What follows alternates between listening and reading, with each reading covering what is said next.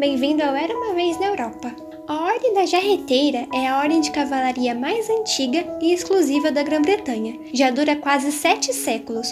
Todos os anos é celebrada com uma procissão e serviço religioso em Windsor. No vídeo de hoje, conheça a história da ordem, como funciona, como é a cerimônia e muito mais. A lenda do rei Arthur é a mais popular e duradoura do Reino Unido. A nobreza do rei é o elemento central das lendas arturianas, um governante virtuoso e digno que personifica os ideais da cavalaria, reina com sabedoria, justiça e compaixão, e atrai cavaleiros leais que lutam ao lado dele com coragem, honra e bravura. Se o mito é famoso nos dias de hoje, na era medieval era praticamente um mantra e inspiração para os reis ingleses. Edward III assumiu a coroa aos 14 anos, em 25 de janeiro de 1327, após a abdicação do pai, o rei Edward II, no dia anterior. Ao tentar consertar um país devastado pela guerra, não demorou muito para que ele começasse a investir em campanhas militares, em especial contra os escoceses. Mas Edward logo navegou para a França para dar início ao conflito que viria a ser conhecido como a Guerra dos 100 Anos. É aí que o rei Arthur ressurge na história. Edward III foi profundamente influenciado pelas lendas arturianas e nutria grandes ambições de recriar os cavaleiros da Távola Redonda, escolhendo a dedo os cavaleiros para se cercar. Ele sonhava em se tornar o novo Arthur. A marca do reinado de Edward foi a dedicação a estratégias militares. Em 1348, após várias vitórias e derrotas para a França durante a guerra, ele estabeleceu a Order of the Garter, Ordem da Jarreteira. O que diferenciava a Garter dos outros grupos de cavaleiros, a exemplo dos Templários, é que foi fundada por um monarca, o rei de um dos maiores reinos da Europa. Edward III foi o primeiro membro da ordem e imediatamente nomeou o filho, o príncipe de Gales, Edward. O príncipe era conhecido como Príncipe Negro devido à armadura que usava, fabricada com ferro preto. Ele ganhou notoriedade pela bravura e sucesso durante a Guerra dos 100 Anos, como poderoso comandante do exército. Evidências sugerem que a vitória inglesa em Crécy, em 26 de agosto de 1346, foi o fator decisivo para a escolha dos primeiros membros. Dos 26, 18 estavam com certeza na batalha, 5 podem ter estado lá e 3 estavam lutando em outras partes da França. Mas se engana quem pensa que todos os cavaleiros eram príncipes, duques, condes e nobres influentes. Muitos recebiam apenas um pequeno salário da coroa e trabalhavam diariamente no castelo de Windsor por horas. Aqueles que tiveram a sorte de se juntar à ordem estavam sujeitos a algumas restrições. Não tinham permissão para lutar entre si e precisavam da aprovação do rei se desejassem deixar o país. Em troca, Edward III os consideraria antes de todos os outros para acompanhá-lo em empreendimentos militares, concedendo a oportunidade de construir reputações e alcançar posições de destaque. Existem duas versões para a origem do nome e o lema da Ordem da Jarreteira. A primeira, romântica e inspirada nas lendas de Arthur, conta que Catherine, condessa de Salisbury, estava dançando com o rei durante um banquete, quando a liga, chamada de Garter em inglês, escorregou pela perna da condessa e caiu no chão. Os convidados riram da situação enquanto Edward se abaixou para pegar. Há divergências sobre o que ele fez em seguida. Alguns afirmam que ele amarrou na própria perna, enquanto os outros dizem que ele devolveu a Catherine. De qualquer forma, foi o momento em que o rei repreendeu a corte e proferiu a famosa frase: "Envergonhe-se quem nisso vê malícia". A segunda, mais realista, é baseada na campanha francesa. O lema pode se referir à reivindicação ao trono da França. Nesse caso, a cinta liga seria, na verdade, referência às ligas para prender as espadas nas armaduras. Desde a fundação, a Ordem da Jarreteira já desempenhava importantes funções diplomáticas. Reunia o monarca, os principais nobres e os soldados mais habilidosos e experientes em um juramento de lealdade e cavalheirismo. Além de promover ideais, evitava a possibilidade de conflitos internos e rebeliões contra o rei. O objetivo real sempre foi garantir a estabilidade e sucesso do governo. Nem sempre funcionou. Richard III foi morto em 1485 porque um cavaleiro nomeado por ele, Thomas Stanley, o traiu no campo de batalha.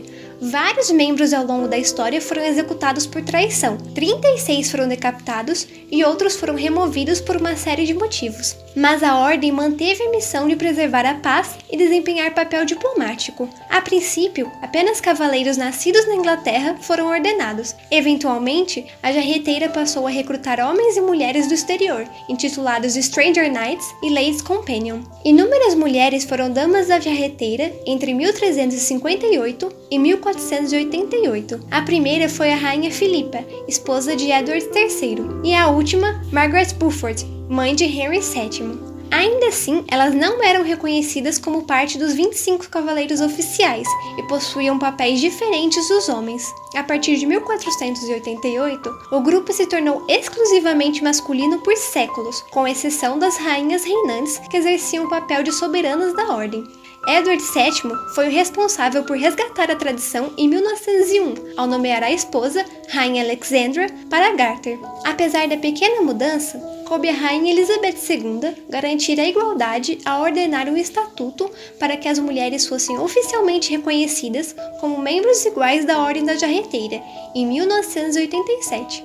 As nomeações são feitas pelo monarca. O número total é limitado ao soberano, o príncipe de Gales e não mais do que 24 membros vivos, conhecidos como companions. A ordem inclui cavaleiros e damas que não são contabilizados dentro do limite de 24 pessoas. Eles são conhecidos como Royal Knights and Ladies of the Garter e pertencem à família real. Esses títulos foram introduzidos em 1786 pelo rei George III para que os filhos dele não contassem. George e a rainha Charlotte tiveram 15 filhos. Em 1813, o costume foi estendido aos monarcas estrangeiros e possibilitou a inclusão de monarcas, chefes de estado ou nobres líderes de outras nações, normalmente de nações aliadas ou que o Reino Unido procurava como aliados.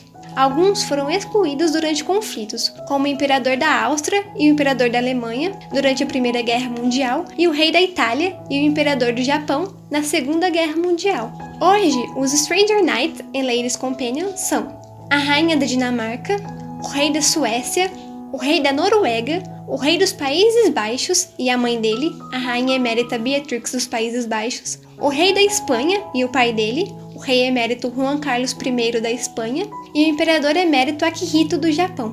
Os Royal Knights and Ladies são o príncipe Edward, duque de Kent, a princesa Anne, princesa real, o príncipe Richard, duque de Gloucester, a princesa Alexandra, o príncipe Edward, duque de Edimburgo, a rainha Camila e o príncipe Andrew, afastado das funções reais, sem contar o soberano, rei Charles III, e o príncipe de Gales, William, 10º cavaleiro da Ordem da Jarreteira, nomeado pela avó, Elizabeth II, em 2008. Nem todos os membros da família real fazem parte da ordem, a exemplo da princesa Margaret, irmã de Elizabeth II, e do príncipe Harry, filho de Charles III. A princesa de Gales, Catherine, será nomeada no futuro. A rainha Camila esperou 17 anos para se tornar membro em 2022. Entre os 24 cavaleiros, o título da Ordem da Jarreteira é frequentemente concedido àqueles que praticam grandes atos de serviço público, como reitores de universidades, políticos, empresários e humanitários. Uma vaga só é aberta quando o membro da ordem falece. Atualmente, existem 6 vagas disponíveis.